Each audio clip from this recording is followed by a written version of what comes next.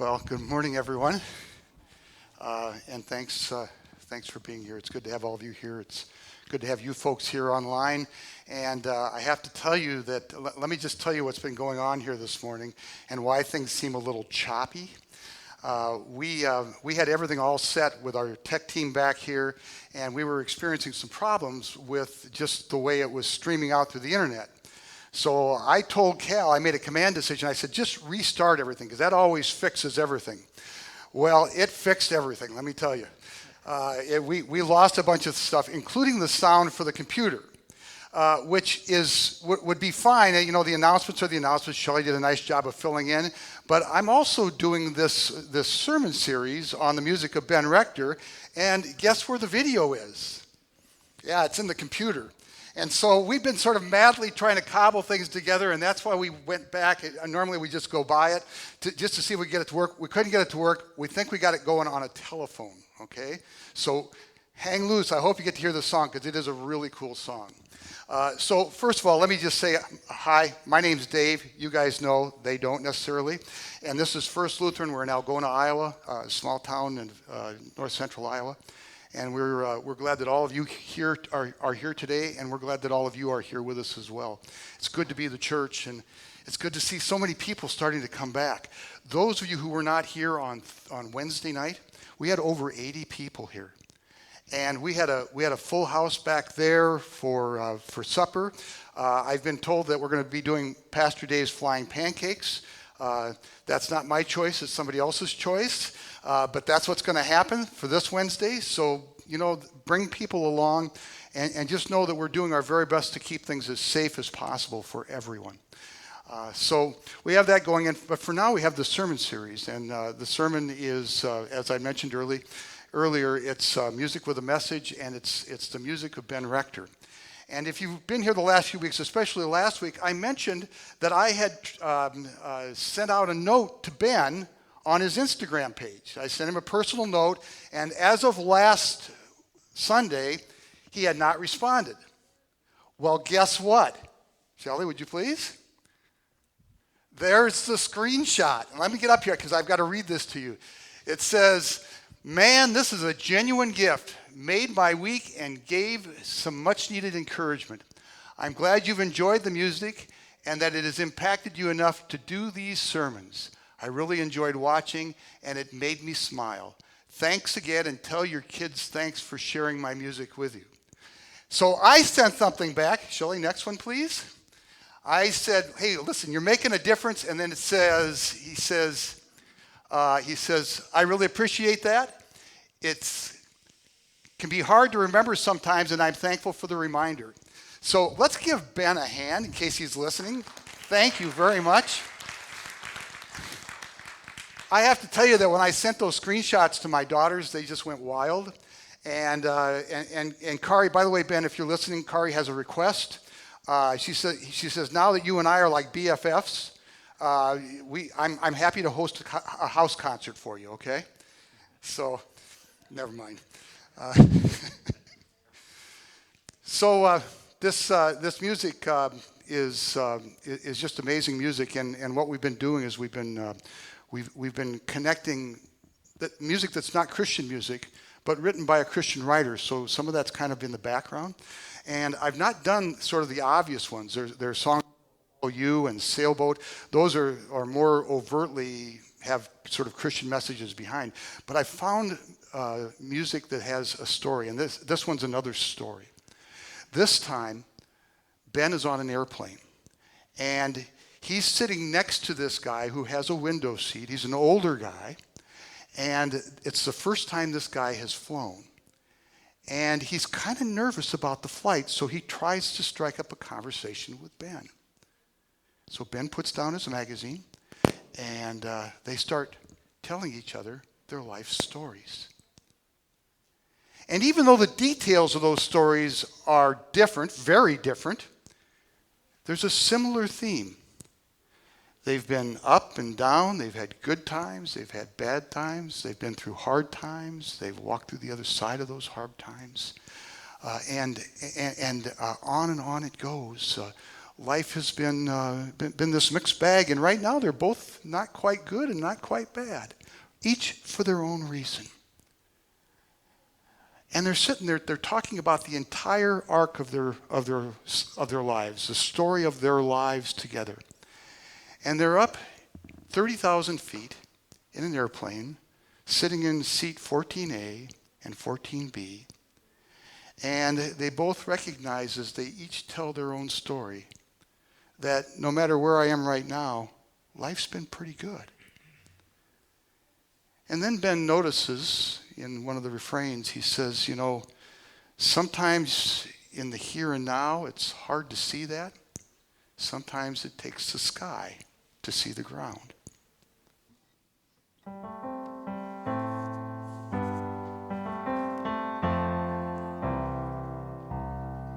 One day there'll be no more waiting left for our souls.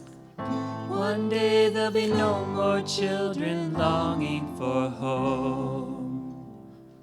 One day when the kingdom comes right here where we stand, we will see the promised land. Hallelujah, there will be healing from this heartbreak we've been feeling. We'll sing in the darkest night, 'cause we know that the light will come and there will be healing. Hallelujah.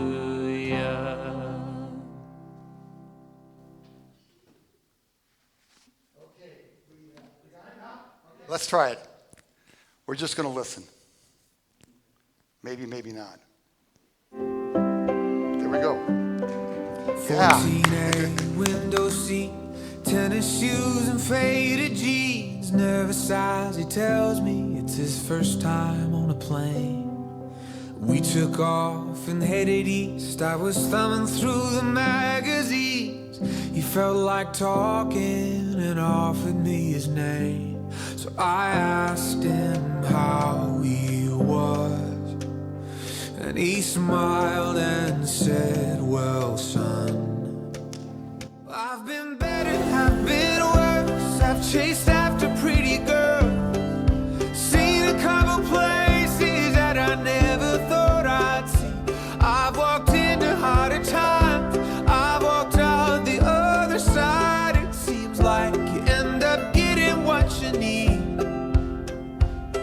Yeah, looking down from 30,000 feet, life's been good to me.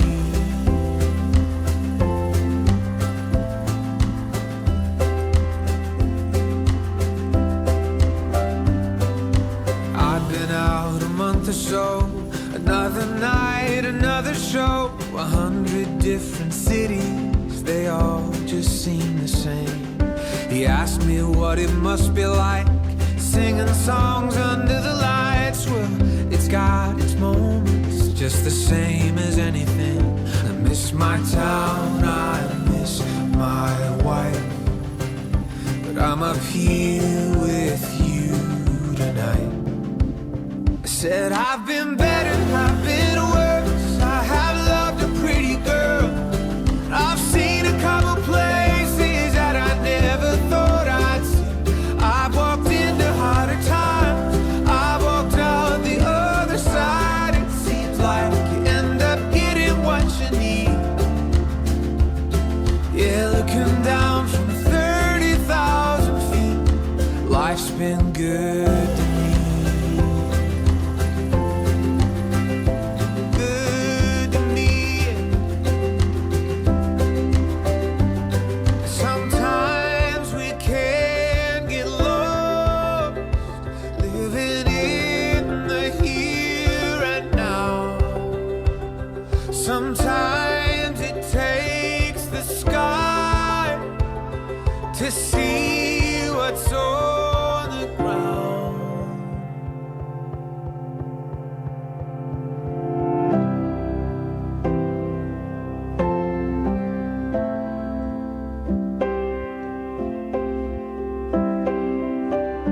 I've been better, I've been worse. I've chased after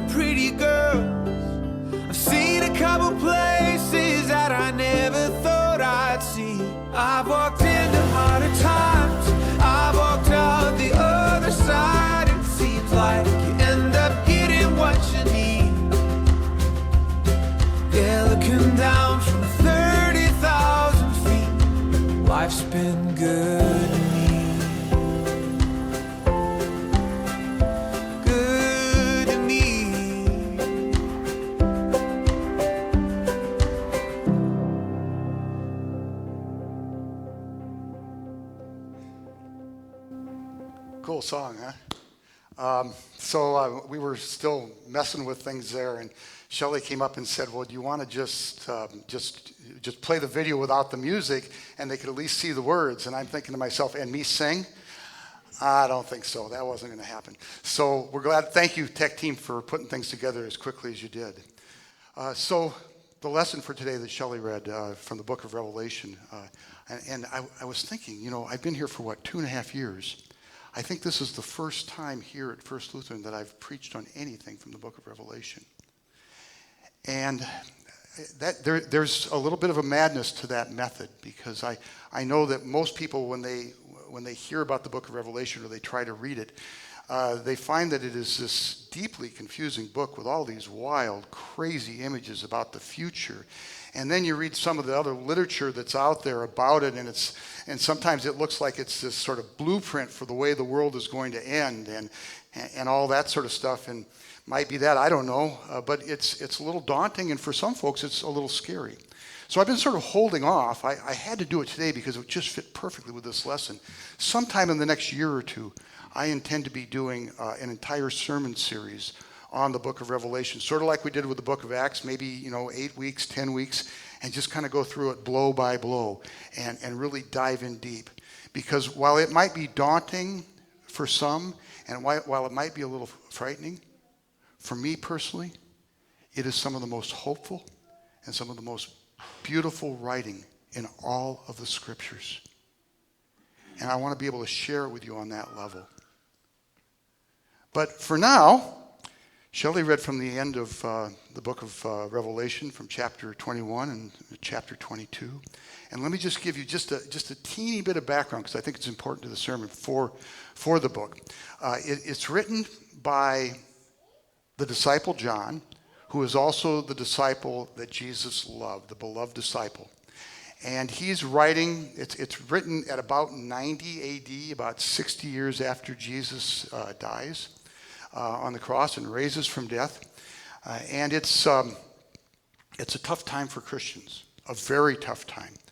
Because in 90 AD, a new ruler comes into power for the Roman Empire. His name is Domitian. And Domitian is not a friend of Christians. And in fact, very soon, very, very quickly after he becomes to power, he starts an empire-wide persecution against all Christians everywhere. And you know what their crime was? Their crime was atheism.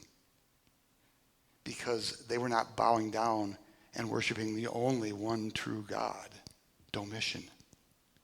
Atheism. Isn't that something? And so some of them were put in prison. Some of them were tortured. Many of them were put to death. It's a tough time. And the faith, which was before that pretty much practiced openly, went underground. And when Christians would see each other on the street, they even had a secret greeting, which is something you folks know today. Have you ever noticed on the back of automobiles, sometimes people have a picture of a fish like that? You know what I'm talking about? Okay. Fish in Greek is ichthus, and that's an acronym, which means Jesus Christ, Son of God, Savior. And so when they would see each other on the streets, one would, with his toe, make the top half of the fish, and the other with his toe would make the bottom half of the fish. And they were greeting each other in the name of Jesus, and they were doing it secretly. Because anybody else that would walk by and say, "Oh, they're just drawing a fish. I wonder why they're drawing a fish on the ground. What's the big deal? Why this ichthus stuff?" But so no one knows. And they went underground just like that. And so, if they're sitting in 14A and 14B, and they're looking at their lives from 30,000 feet, right now it looks pretty dim. Because Domitian has come, and he's not going away for a long time, and it's pretty clear that that's the case. And they are in for a black season. But of course, because they belong to Jesus Christ, the beginning of that story called their life does not begin on the day they were born. It began long before that.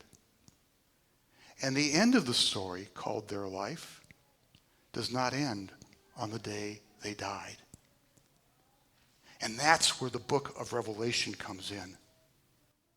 Because it offers hope and promise and peace to these people who have nothing to look forward to in terms of a comfortable life, in terms of a pleasant life.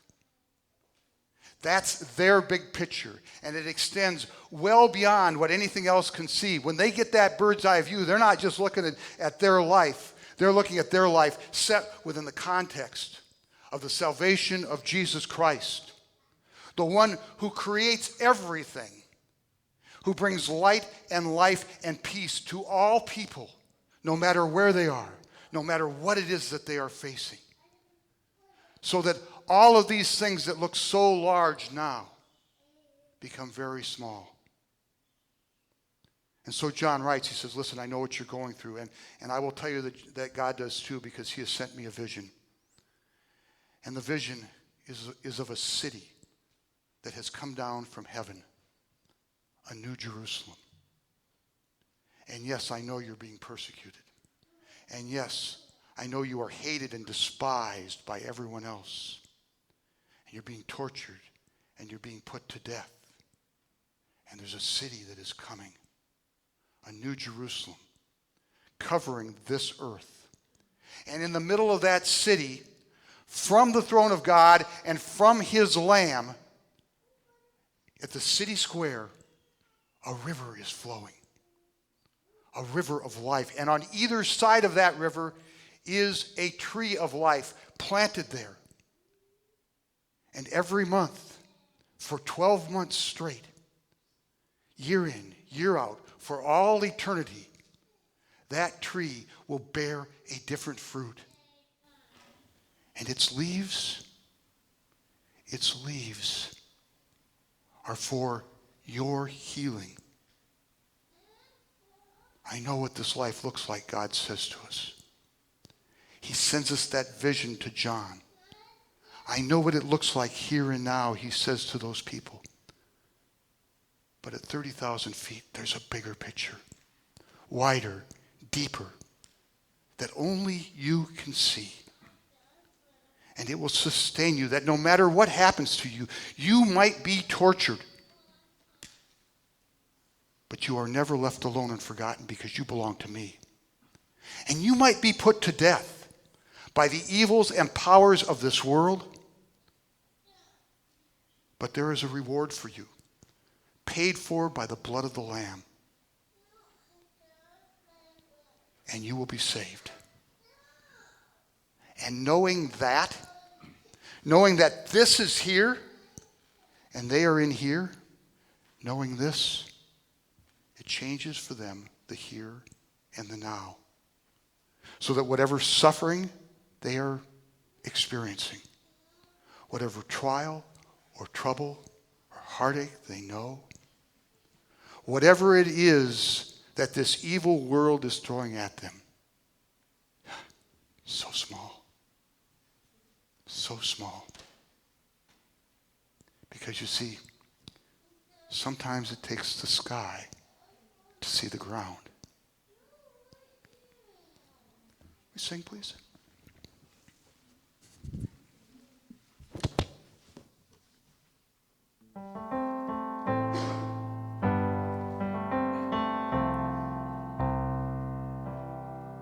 One day there'll be no more lives taken too soon. One day there'll be no more need for a hospital room. One day every tear that falls will be wiped by his hand. We will see the promised land. Ooh, hallelujah. There'll be healing from this heartbreak we've been feeling. We'll sing in the darkest night, 'cause we know that the light will come and there will be healing. Hallelujah. Let's show our appreciation, folks, for the band today. Thank you so much. So I've been thinking about all of this as I've been thinking about you and the fact that you faithfully come here every week. And I've also been thinking about folks who haven't been coming.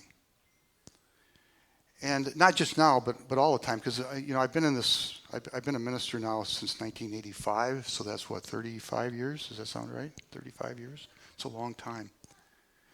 And one thing that I've noticed over the years, it's an odd thing, I think, but I think I understand it as well, is that when folks are experiencing some difficulty in their lives, and it's some kind of a deep hurt or something that's just wrong about their lives, they tend to stop coming to church. Have you ever noticed that? Have you ever felt that way? Have you ever felt like you shouldn't come because something's messed up in the background? Happens a lot. And I wonder about that. I think for some it's they just don't feel like they should be here because there's something messed up. And maybe it's because they look at the rest of us, and the rest of us look pretty good, and it's a little daunting to think that here I am with all these people that have their lives together and mine is not. I suspect that might be some of it. If it is, and if you're one of those watching and you're not here for that reason, I have a little secret for you. We're all messed up. That's why we're here. Come back. Be with us. So, it might be that. Or it might just be standing in the presence of God. Someone who is pure and right and holy, and the fact that my life is not that. It's sort of like you're sitting naked on the porch and ashamed of who you are in front of something that good. It might be that. It might be a combination of the two. I don't know. But what I do know is this. I know what worship is, and I know what worship needs to be. And I believe this with all my heart. Worship is you and me and everyone here. And it's been better and it's been worse. For some it's better now. For some it's worse now. We've been through the hard times, some of us still there. Some of us have walked out the other side. Some of us are still there. And we come together in worship. Seats 14A and 14B. And we start sharing with each other our stories in the presence of the throne of God and of the Lamb. And we're here for the bird's eye view. Not this bird's eye view, this one. Where we hear about cities that cannot be seen by the eye nor heard by the ear. And a throne in the center, and the Lamb beside him, and a river of life running through the center of that city. And there on either side of that river, 2 trees, one on each side, bearing fruit. And its leaves are for your healing. For all those ways you don't feel like you can come in here and be a part of us. Got that, folks? Worship is for those who need this hospital called First Lutheran. And we come together so that we can fly high above, so that we don't get lost in the here and now, but we have the entire sky to show us the way things really are. So I don't know exactly what you're facing. I know what I'm facing. Sometimes that's not fun. I don't know exactly what you're facing. And I don't know the outcome of what it is you're facing. I don't know my outcomes. But I do know that whichever way all of this goes for you. That God is there. And that your story began long before you were born. And your story will end long after this world has turned to dust. You got that, folks? That's how big God is. And you know, if I'm here for 70 or 80 or 90 or 100 years, that's a drop in the bucket. And all my little trials and troubles in that drop in the bucket are so small. Because of the city, because of the throne, and the Lamb, and the river, and the trees, and the fruit, and those leaves that heal all of our wounds. My friends, I'm glad you're here. And I'm glad you're here as well. To hear and know that whatever it is you are facing, you also know just how big, how immense our God is. And his sole passion and purpose is to see to it that you are never alone, that you will never be afraid, and that you are always, always, always under his care, his love, his redemption.